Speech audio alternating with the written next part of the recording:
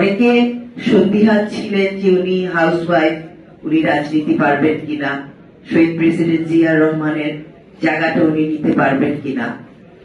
কিন্তু এই সন্দেহ আমরা সকলে ভুল প্রমাণিত হয়েছে।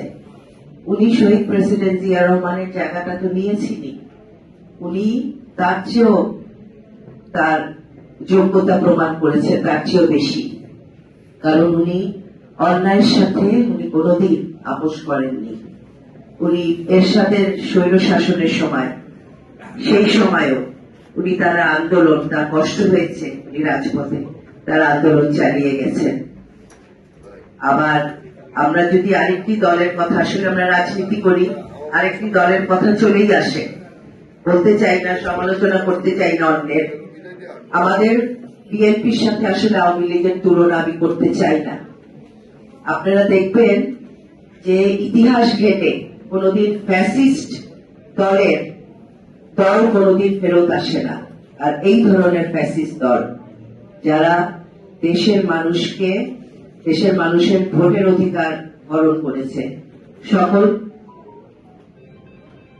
সকল ধরনের অধিকার এই দেশের মানুষের তারা হরণ করেছে। তারা খুন থেকে শুরু করে এমনকি গুম করার পরে লাশের যেন কোনো চিহ্ন না থাকে, তার জন্য সেই লাশটাকে ট্রেনের তলায় দিয়ে দিয়েছে, লাশের পেটে সিমেন্টের বস্তা বেঁধে নদীতে ফেলে দিয়েছে।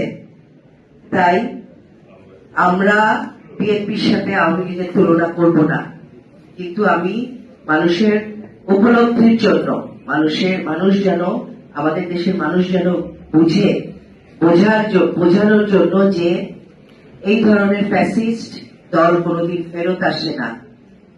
কিন্তু অন দ্য সেম আপনি দেখেন এই দেশে বিএনপি কে দেখেন, শহীদ প্রেসিডেন্ট জিয়া রহমানের বিদায়টা দেখেন, আপনারা বেগম খালেদা জিয়ার বিদায়টা দেখেন, যে ওনাদের জানা যায় দল ধর্ম নির্বিশেষে মানুষ ওই জানাজায় অংশগ্রহণ করেছে। এই দেশপ্রেমিক দুইজন ব্যক্তি, শহীদ প্রেসিডেন্ট জিয়া রহমান এবং বেগম খালেদা জিয়া, তাদের দল করতে আমরা খুব গর্ববোধ করি।